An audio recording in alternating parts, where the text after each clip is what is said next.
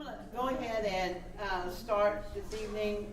We won't be here as long as we normally are because Gerald is, as you know, he's doing weddings and he's being FOB, father of the bride, and running around. I wanted to call him something else, but anyway, he's still the father of the FOB. He sounded So good. which daughter? Is it Mary? Susanna. Melanie or Susanna. Susanna? But then Melanie's next. Next Right, year. right. I asked him about that. 'Cause Next year. So just an Oh, update on yeah. Gerald, he is running, he is the errand runner. Today he was having copies made, getting people to their nail appointments, getting some address returned. He's been he's a very busy. It's good for him. So he's having good. But his friend that was supposed to come today couldn't come because he got sick. And I got a phone call yesterday, and I looked down, and I was kind of leery when I saw my phone ringing, and it said Gerald. I went, oh dear, it's April Fool's Day. That's why. Oh, he's calling me for April Fool's Day, you know. And so, yeah, I answered, and I said, oh, it's April 1st, getting close to the wedding. He said, this isn't an April Fool's joke, and I went, oh, okay. So, you got me doing that, you got me doing this, and here we go, and it's hopefully just a little bit of fun, not going to be very long, but it's something that I think you're going to enjoy, I hope. So let me start by saying that we have leftovers.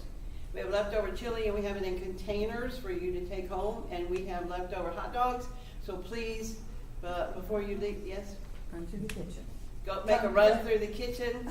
I mean, we 26 of us tonight. And that's, you know, we 30 last week, and I'm not sure, but again, this is what church family is. And most people would say, "You're going to do what?" And I said, "Look, these are my peeps. These are my family. We're all going to be in here together." So we're going to do group setting here. Y'all are going to make it easy for me, and I'm going to make it easy for you, and we're just going to talk and have fun and answer all the questions that Gerald sent me to ask y'all. Oh. But we don't have to do all that. Nobody said there was going to be a quiz. Wow. So I'm going to start out and say that the focus is empathy and sympathy, what we're doing, the aspect of the parable. He has these questions, and he was going to give them towards closer to the end, but he kind of let us have them tonight to kind of play with a little bit. But empathy is a word that has been one of my favorite words all through my work career and in my life, that empathy is such an important word. And there is a marked distinction between sympathy and empathy. And I've found so many things that sympathy stands at a distance and says, I'm sorry, you're going through this, and walks away. Empathy stands in the other person's shoes and says, I want to understand your situation so that you can respond in a way that's truly loving and helpful to you. Too many of us choose the former. The Good Samaritan chose the latter. And that's precisely what Jesus was after when challenging his followers to respond in love to those in need. Love must be manifested in action. And Gerald wrote that, and then his questions were, how well do you do in empathizing with someone versus sympathizing? So I did some little bit of studying myself, and a couple of things that I want to go through and show y'all that I found in my papers here. Here's my papers. Okay. One guy I read about, he said the phrase, don't just stand there, do something. Don't just do something, stand there, often to convey a different message. So when you're talking about empathy, is don't just do something, stand there. And that leads me to one of my favorite things, that when you know somebody is going through a difficult time, and it's a hard time, whether it's a death of a spouse or something in their life that's really hard for them, and you want to go, but you always say, oh, what am I going to say? I don't know what to say. I always say the best thing is the 3 H's. Just remember that. And that's the best thing in the world to know is hush, hug, and hang around. That's all you need to do to some people. And if you've been to somebody's house, it just works, you know. And if I think the compassion part falls in with the empathy, that you have to have some kind of relationship with that person to have that empathy for them. There's different sorts of empathy. There's that he talked about before. One of them happened, Cassandra and I, last week, going to the Woodland Sports Medicine, got off the elevator and there was a bag, a Chick-fil-A bag and a drink sitting there with a ticket on it, like when he got out of the elevator. Nobody around, you know. How many people had walked by that and left it sitting there? Well, I didn't. I picked it up and I took it to the counter. So somebody's lunch. Somebody didn't get it. The little DoorDash person ran off the elevator and went boom and ran off. So, you know, how many times have y'all seen something like that? Anybody? You have. You were with me.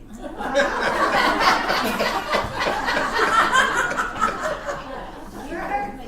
Oh, I was with you. Okay. Okay. I love Brene Brown. And if y'all have, I'm sure some of you have already seen this, but it's one of my favorite things for empathy and sympathy and what they do about it. So instead of doing all this other stuff, I just have a little laptop.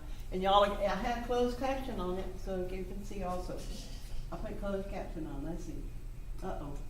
We haven't been there, have we? Where's that? I don't know. It's on your laptop. It just, yeah, mine does that too. Okay. Now I'm going to push play because it's kind of already started a little bit. I am. Is it go? Go. Come on. PSA. Is this a touch screen? Space bar. Let's do that. Empathy. And why is it very different than sympathy? Empathy fuels connection. Sympathy drives disconnection. Empathy, it's very interesting. Teresa Wiseman is a nursing scholar who studied professions, very diverse professions where empathy is relevant, and came up with 4 qualities of empathy. Perspective taking, the ability to take the perspective of another person or recognize their perspective as their truth. Staying out of judgment, not easy when you enjoy it as much as most of us do. Recognizing emotion in other people and then communicating that. Empathy is feeling with people. And to me, I always think of empathy as this kind of sacred space when someone's kind of in a deep hole and they shout out from the bottom and they say, I'm stuck, it's dark, I'm overwhelmed.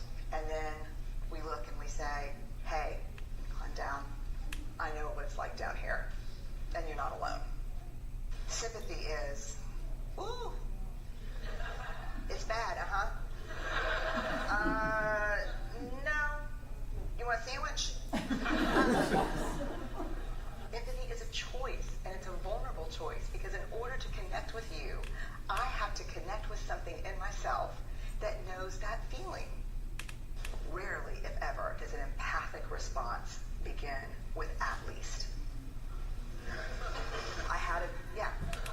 And we do it all the time. Because you know what? Someone just shared something with us that's incredibly painful, and we're trying to silver lining it. I don't think that's a verb, but I'm using it as one.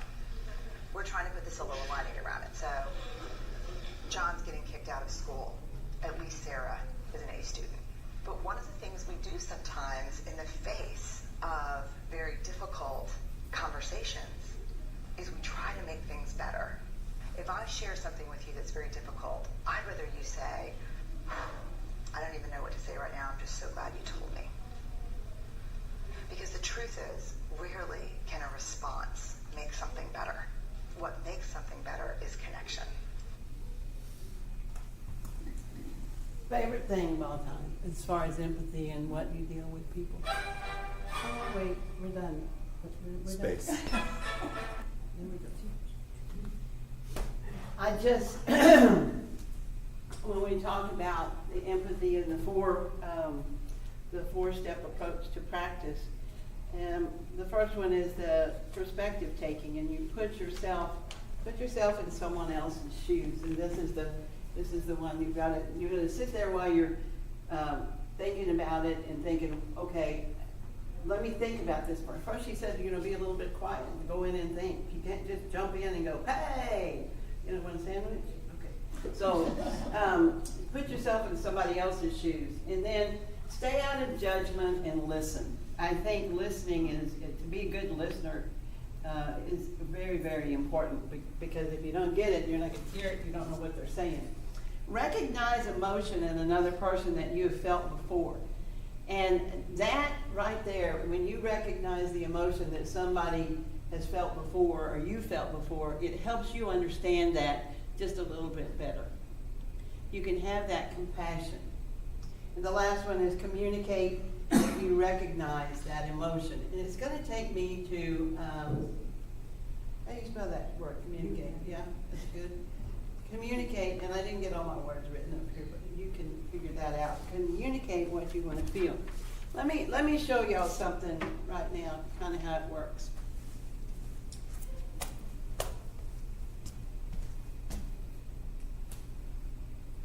This is simple, okay? See, Susan?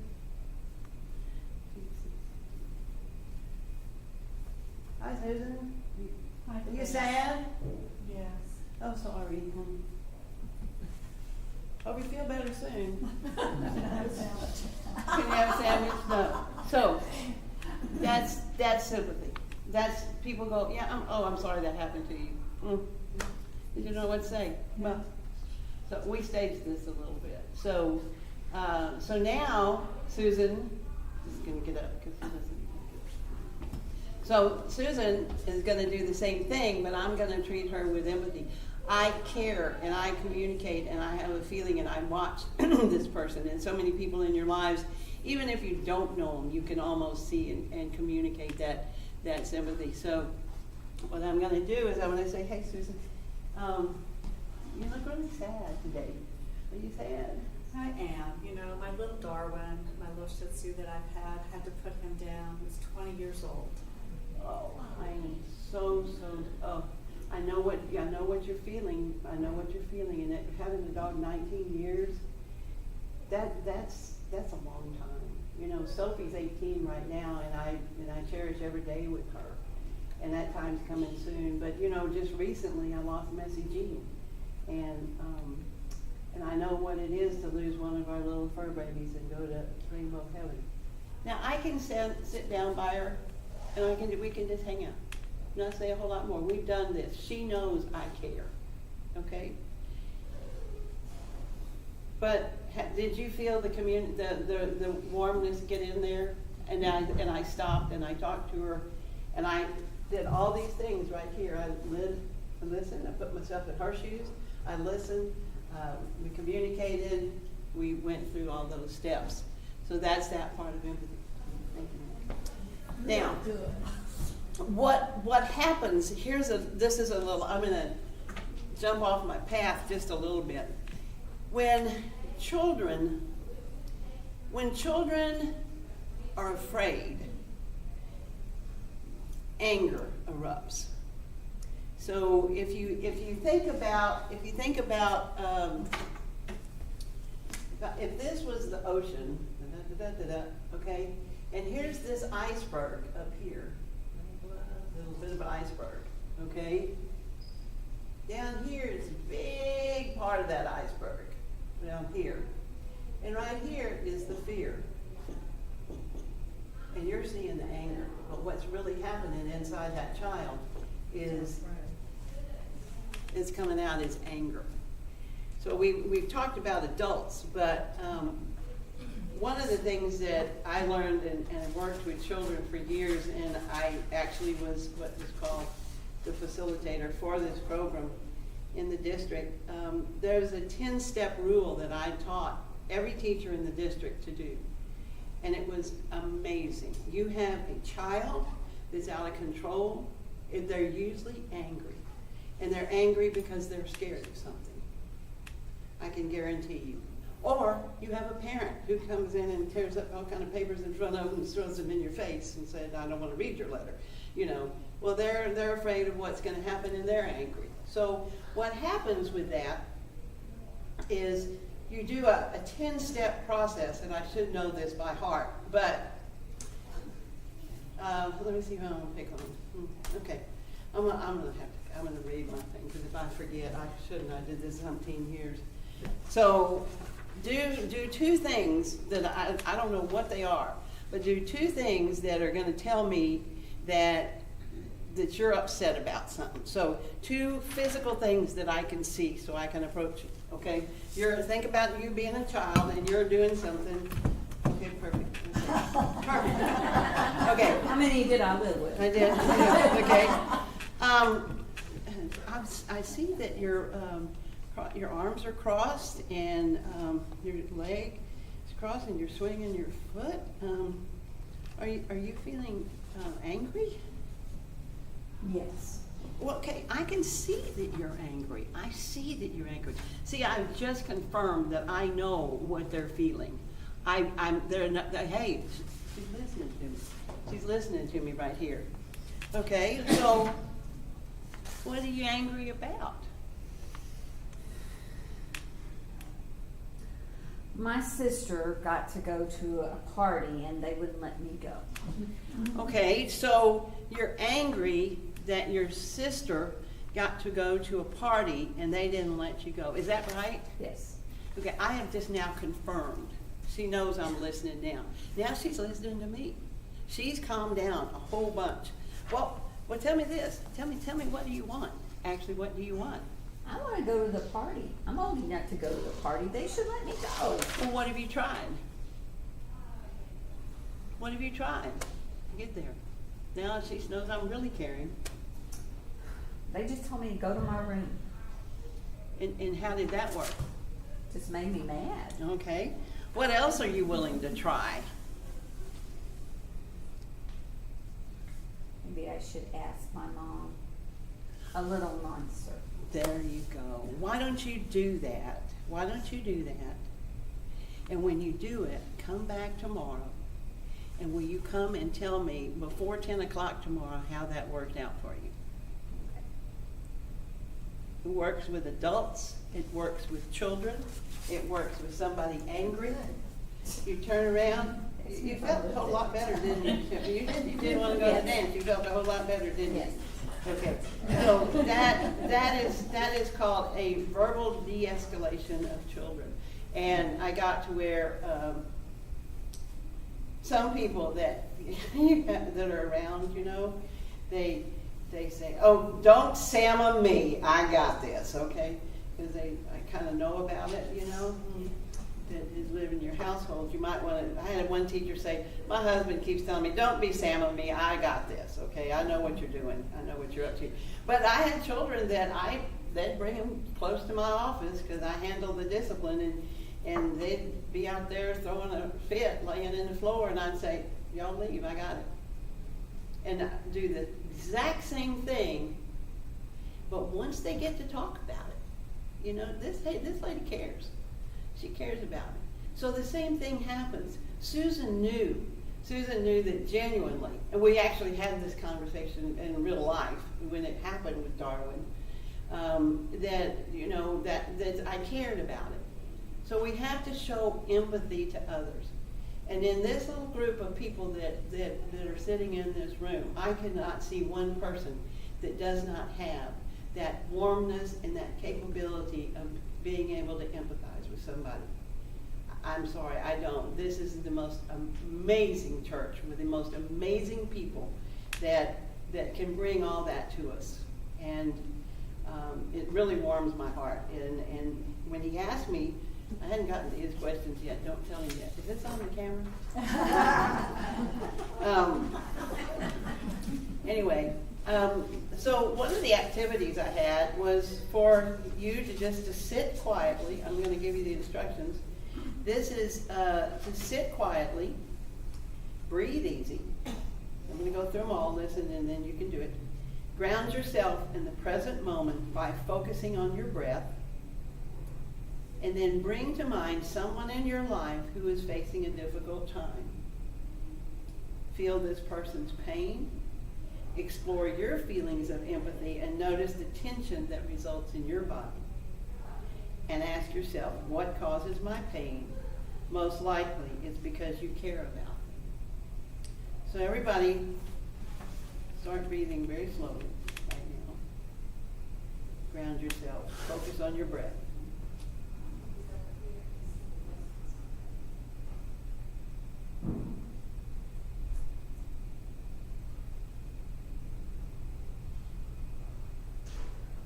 Think of that person that's having a difficult time.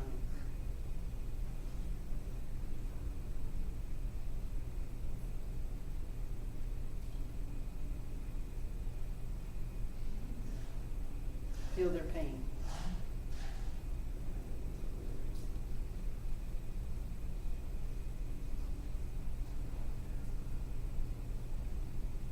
Notice the tension that results in your body.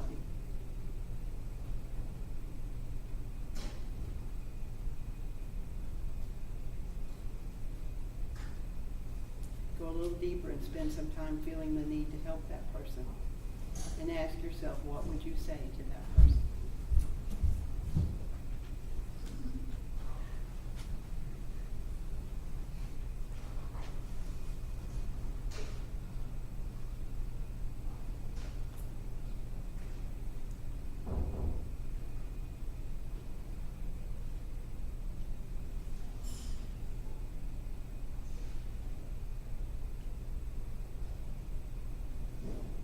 Now think of an action that you would do to help ease that difficulty in that person, that's what they're going through right now.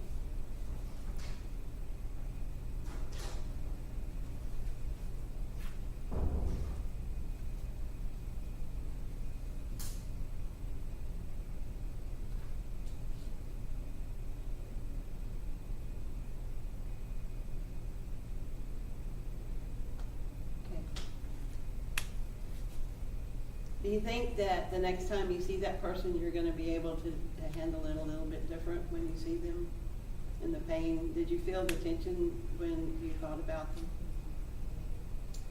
I thought about our art teacher who, the three of us in the art class, and she's going through chemo now, and she's this magnificent lady, and she has to go down and it's hard for her. And how many months she's got? 2 months, 3 more months, or whatever. And I sat down and I did this same exercise, and I thought to myself, what? This is a lady that goes and blows, and she taught at Sam Houston, she taught at Conroe, she's been everywhere. I've never seen a lady with so many friends. Okay, but what she's going through right now, she's having to stay at home. She's not getting to she doesn't get to come to art. We FaceTime with her in the class. We still go and we FaceTime with her, and she sends us lessons because we're continuing to do that. And so I decided to, I was need to preach to my own choir here. So I went over and I did just what I've talked to y'all about. I went over to see her, and I mean, what do you say? You just lost all your hair, and you're wearing a wig with a baseball cap, and what do you say to a person? Humor helps sometimes, but also just being able to sit there with her. We pet the dog, we had a cup of coffee, chit-chatted, nothing big. But she said she let me know later how much she appreciated me just coming by and sitting with her. So we never know when that person or what person, you see another person, and you see one of your friends in here, and you see something happening like that, don't be afraid. Don't be afraid to take the empathetic approach of doing what Brene Brown says, and that's putting yourself in their shoes, take it into perspective, listen to them, and then you can communicate if you want to. Or you don't have to communicate. Sometimes you just don't have to say anything. But recognize that emotion. Now, you won't be able to do so much with recognizing emotion with an adult as you can with a child, but all of you have grandchildren or children that, or spouses or somebody that's, just gone off the handle or whatever, and it works. I'm telling you, it works. And so you recognize, because they're gonna show it in their body language, and that's another one of my favorite topics to talk about is body language. Let your body talk, because when you say so many things when you use your body, and so many things you don't say when you use your body. Empathy fuels connection, and sympathy drives disconnection. And I think we saw that a little while ago. Let's go over and look at Gerald's questions for a minute here. Oh, I mean, we'll look at them for quite a while. Let me see.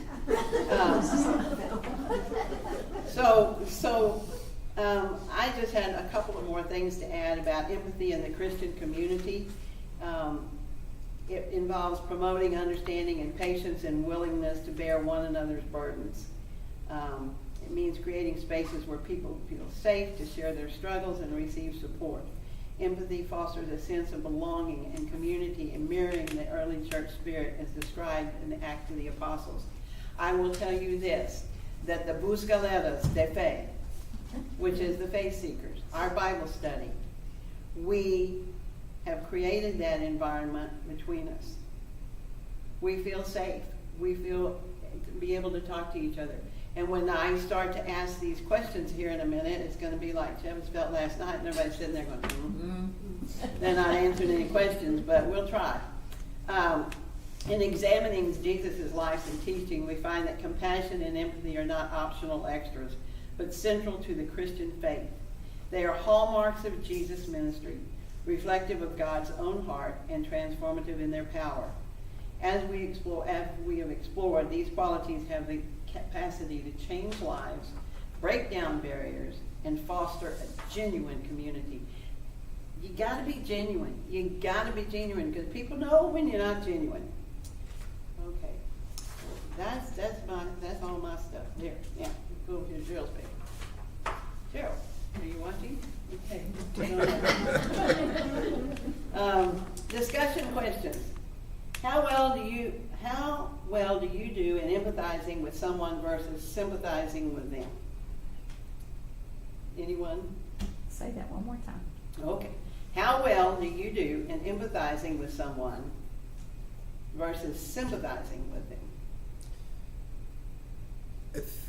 I think that's situational, right? So I think there's two big barriers to empathy, and it's at the first step of perspective taking. Either I've never been there, and I find it really hard to put myself in your shoes, or I think what's even more common is I have been there and I didn't process it well. And so to keep from feeling that, I'm going to put this wall here, because if I have to put myself back in that, because like you can't have empathy without having been there to a degree, I think.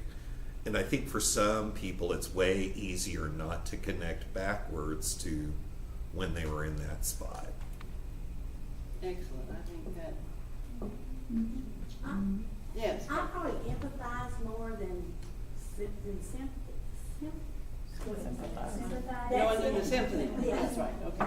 But my problem is I'm a fixer, and so I put myself, I can, I understand where they're coming, I understand. And then I try to fix it, and that's not the right thing to do, is to walk with them fixing it, and you being there to, from little bitty kid to old person, I know what I'm right there, now let's do this. Well, now, have you tried doing this? No, but most people don't really want to hear, they don't really want to hear you, Kay. They don't, No. not you, I'm not saying they don't want to hear No, you. I know. But they don't want to hear, they want to hear, they just need to know you're there. Susan needed to know that I really cared about Darwin. Right. And what a cute little, and then the last days she had with Darwin, and then we talked about it. Well, I know when my husband's grandmother died, and his mom, they were out of town, so we were at the house when they got there, and I just hugged her, and I said, I have no idea how you feel, because my mother hasn't died, but I'm here, whatever it is you need me to do, I'm here. And she said later on, that was probably the nicest thing. Of course, we're always kidding. There's something the nicest thing you ever said to me. I said, probably. Because it concerned my mother, y'all love very much. But, so I understand what you're saying, But that brings me to something that everyone, when someone has empathy, so many things that I've read and do this, that ends with exactly what you said. What can I do? What can I do to help? Not long ago, somebody asked me that, and it stuck with me. And I thought, man, that was special. They didn't have to say that. What can I do to help? And I thought, and it was genuine. That was the name. It was a genuine help. Okay. Anybody else want to talk about empathy? I just have one comment, and that is, I might have said this last week. It's a quote from To Kill a Mockingbird. And Atticus is explaining to his daughter, Scout. yes, what empathy is without saying the word. And he said, you have to get inside somebody else's skin and walk around for a while before you understand. And that, well, I taught the book forever. But that has stuck with me from when I read it in high school. I think we all have felt that at some time. This word, it bothers me, I don't have this word up here. Well, I left it blank, and I don't want you, this is your emotions, you're recognizing the emotions. Whatever they're doing, whether you're happy. But it's not a bad thing, you can have empathy you can have that same feeling with somebody for they're feeling good, and they feel like, hey, I don't have anybody to share, listen to this good news that happened. Oh my gosh, Social Security just put $9,000 in my checking account, and I don't got to tell anybody about it. I want to tell somebody about it, Tell them about it, because they don't want it on the tape. Yeah, they all want it back. But that's happening to teachers, by the way, thanks to House Bill. Look at there, Karen's back there. Yeah. I got my letter You got- saying I need to go apply. I haven't got my letter yet. But anyway, some of you got your money. So you're really excited, but you want to share that with somebody. How do you do that? How do you get somebody to empathize on the happy part? Can I help you spend it? Yeah. You wanna Anything go- I can do to help. You want to go to lunch? Okay. Got it. Fair. Well, I wasn't going to get it at Are all. you making efforts to understand people's situations? Do you ask enough questions to understand? How could you improve on this?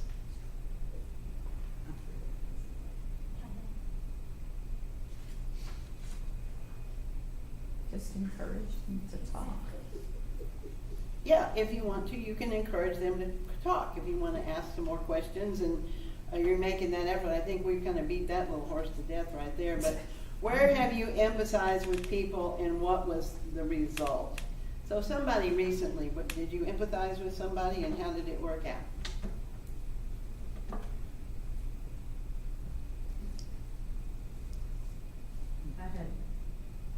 We lost a real good friend. We used to all ride together, and one of the ladies was staying with her up until the end. And then she called to let me know, and it was real hard on her because that's the first time she'd kind of really sat with someone that long. And knowing that I had just done this with my mother back in January, I was able to go, yes. And then I waited, and then the next day I called to say, hey, I'm checking on you. Because I've been, how are you doing today? And she, and then she could open up again about it. But yeah, it was just going back that little second time to say, hey, I'm still thinking about you. And what I have heard too is that the more that person is able to talk about that, maybe you go back again and then later she's going to tell another little story about them. The more they talk, the better they feel. And that's that communication line that goes on there. Anybody else have an empathy story they want to share? Well, I don't really have an empathy story, but I do think it's really important because sometimes if you get a reaction that's like real, like a wall goes up and somebody just doesn't, they're just not there, they can't really share at that time. And what I've kind of learned is that that's okay because that person still knows you care, and then later they may come back to you and say, thank you for doing that, and then they are ready to share. Because a lot of times, I think that people are afraid to approach someone because they don't wanna intrude on that person's emotion, you know? But it really is okay to tell them that, you know, you notice that they're sad or whatever, but if they just go, no, I can't talk about it, that's okay too, you know?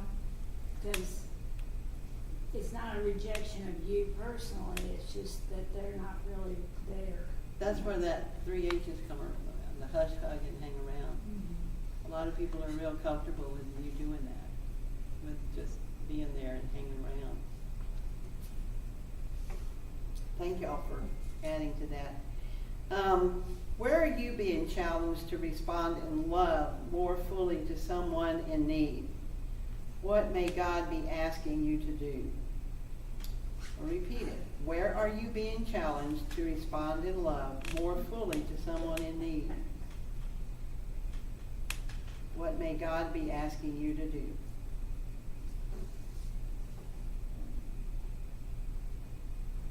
Let's go on to the next question.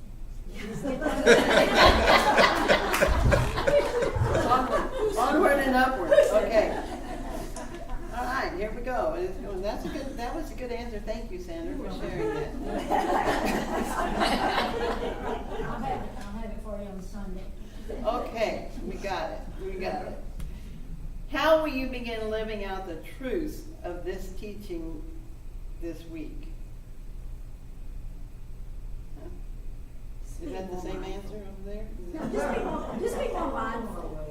Comes on. Well, sometimes we, especially in a Christian circle, you're trying to think, I'm going to help somebody, and you know, you have a very good intention to help somebody, but sometimes we trying to overestimate or overreaction or things like that. So Right. sometimes it's just to kind of sit back and listen to really what they're needing or talking about it, instead of going, I'm going to fix you, or be happy, you know, you have to be happy, or things like that. It's very, very not, Jesus never go after people to say, you know, do things that most of the time people came to him for the, you know, advice or help or whatever.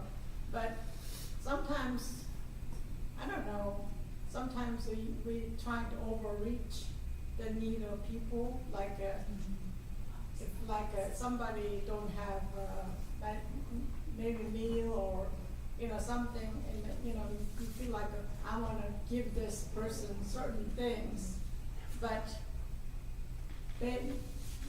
maybe that's not what they need a lot of times. They might just need a hug or smile or, you know, understanding more than just bring food. Here's your meal for you. Like we did that a while back. We packaged the meal for the hungry people in the street. Sometimes I will give this a bag of food or socks or something in there, give to them. This man said, I don't need that. I want some money. And I said, well, if you don't want to use this, I don't have money to give you or whatever right now. But sometimes we don't access what their needs are. Instead of, we think we're doing good work, you know, I don't know. I saw it happening in Austin one time, and I learned the hard way, but I actually watched it happen.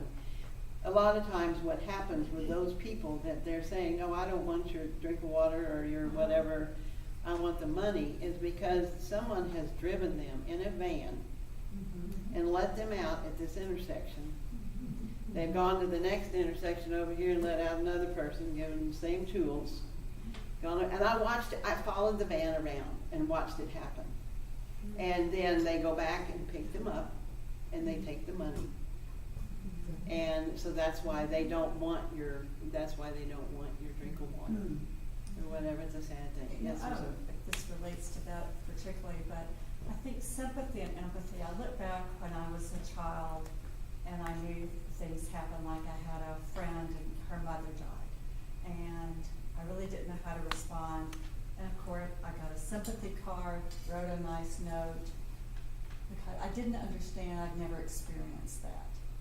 But, you know, as we grow older, we've experienced loss of a parent, loss of a spouse, loss of a pet, friends. We understand. It's not just knowing, there's an understanding.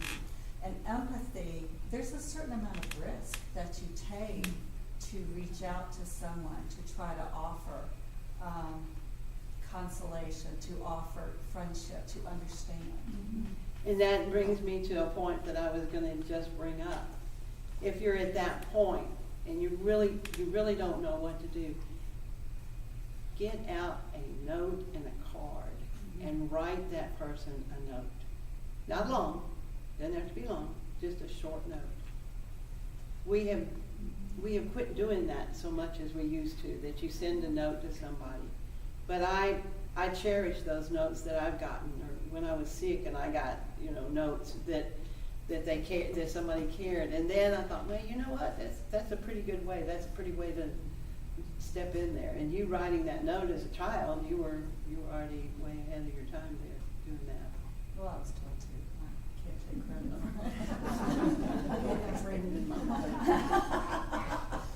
So you talk about Jesus demonstrated profound empathy throughout his ministry. This is what you were talking about comes on by reaching out to the marginalized, healing the sick, showing compassion to the poor. And in the stories like the healing of the paralytic and the feeding of the 5,000 and his interactions with the lepers and the sinners, the blind man, the leper, the woman on the well, we saw that one. The parable of the Good Samaritan, Jesus tells a parable about a Samaritan who shows compassion for the wounded traveler, which will lead into next week. Gerald gets to be back here, highlighting the importance of helping those in need regardless of their background. And I think that he wanted to go towards that. One of the things he said is he wanted to continue on some of the conversation from last week. And he said if we didn't get there, that was okay. But I really feel that Jesus, there was a woman, there was a blind man, God made us all, you know. And I don't think we need to turn our back, regardless of somebody's background or beliefs or whatever. Don't turn away and show them the empathy that they may need also. I think that's real important. I'm going to close by thanking you all for putting up with me tonight and my last minute hoorah here, but it was kind of fun and I've enjoyed y'all and I've enjoyed that it was a small group. And is there anybody that would like to close us in prayer? Because I don't have the prayer book. Oh, I do.